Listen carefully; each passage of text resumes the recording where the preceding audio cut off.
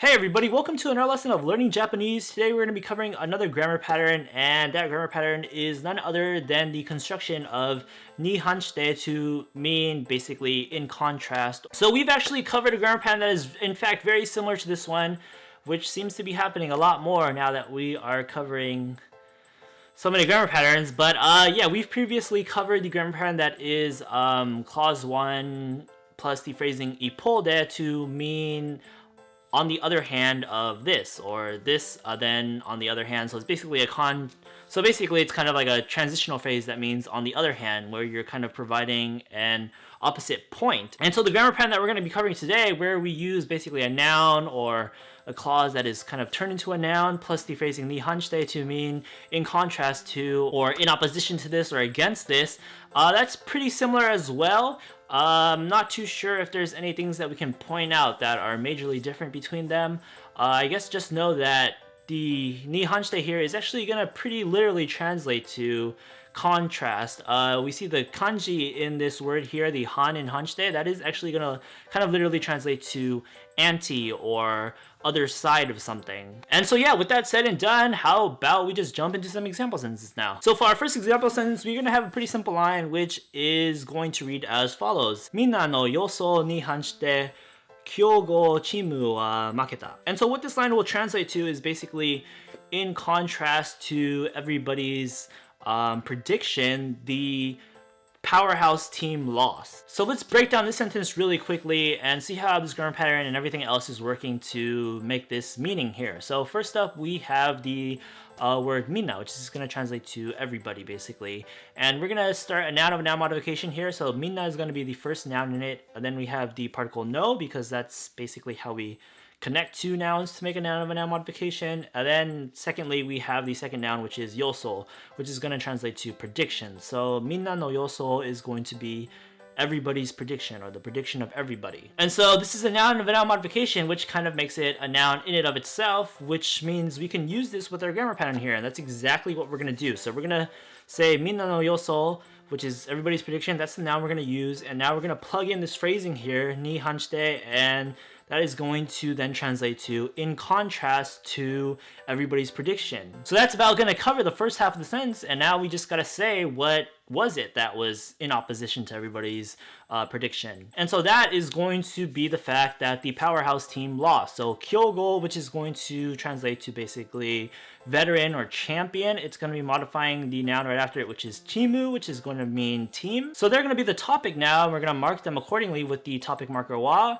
Then we just say what they did, the verb action that they did, which is going to be the verb makeru, which means to lose. And it's going to be in its ta form because it happened in the past. So then kyogo chimu wa maketa, and that's going to be the champion team or the powerhouse team lost. And so then combined all together, the sentence is going to be, once again, in opposition or in contrast to everybody's prediction. The championship team or the powerhouse team lost. Minna no yoso ni hanshite kyogo chimu wa maketa. And so now let's move on to our second example sentence, and it's going to be a similarly simple one. We have the line watashi tachi no kitai ni hanshite mita eiga ga amari omoshiroku nakatta. So then let's break down this sentence, or no, actually let's not break down the sentence quite yet because I haven't said what it means yet. So what this sentence is going to translate to is basically in contrast to our expectations, the movie that we saw wasn't very interesting. So now let's break down the sentence and see how it's going to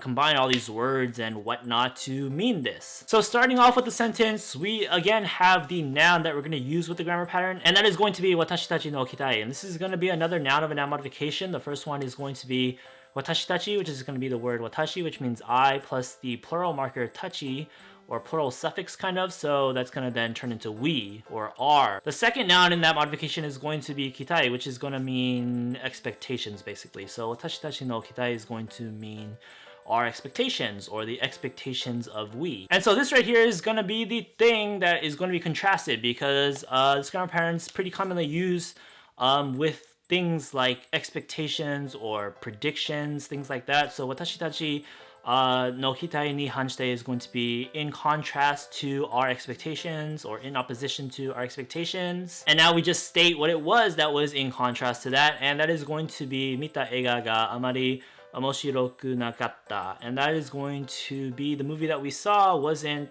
very interesting. So first up, we have the word miru, which means to see. It's going to be its top form, and it's just going to be modifying the noun right after it. So that is going to be eiga, which is going to translate to movie. So mita eiga is going to be basically movie that was seen, or the movie we saw, the movie that we watched. Now what we want to do is we want to turn this movie that we watched into the subject. So we're going to mark it with the particle ga.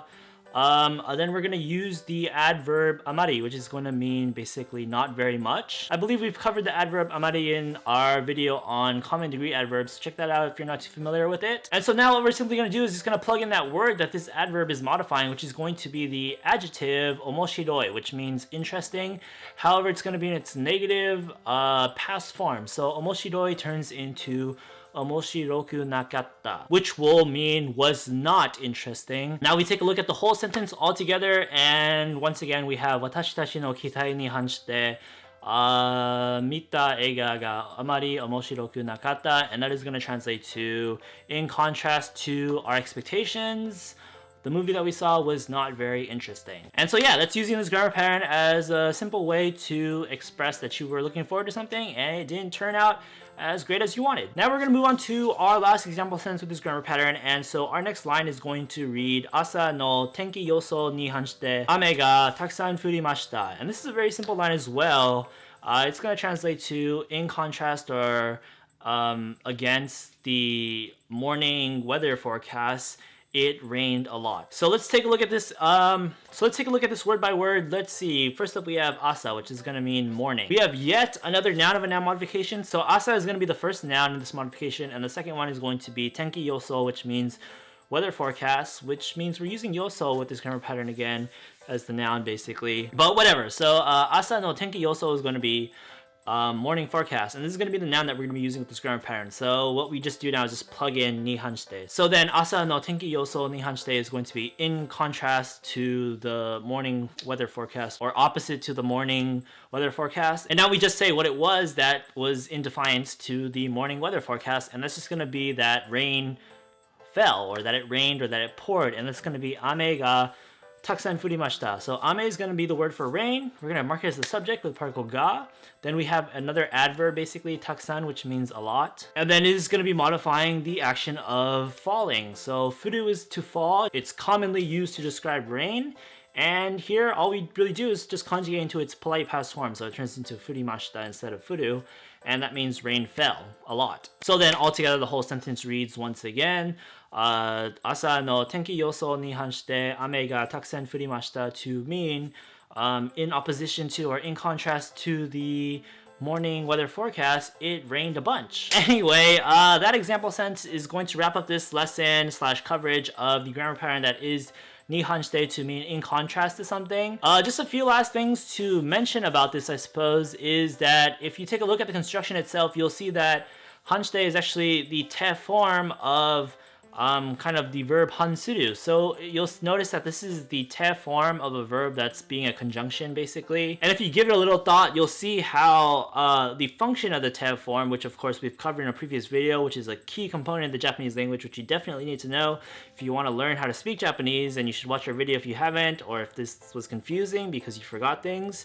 This is the te form for a reason. It reflects the usage of the te form in which it's kind of connecting two clauses of a sentence. And so that kind of extends to the fact that this actually isn't the only way that you can use hansuru. You can use hansuru as just a plain form as well. If we use this construction, noun plus the phrasing ni plus hansuru, as opposed to hanshite, you would be able to do that, but what would follow after it is a different kind of word, which would usually be a noun. So you can use ni hansuru to modify a noun as a kind of variation on this grammar pattern. And yeah, I just thought that would be something worth pointing out, because as we learn more and more grammar patterns, there are things that you can kind of notice in the fine line of things to help you understand overall how the language works. So we'll provide an example sentence in the description of doing that variation. And yeah, just keep an open mind out when you see grammar patterns, and just kind of think about how their construction is formed and how you might be able to mix it around to mean something else and whatnot. With that, this is gonna wrap up this video.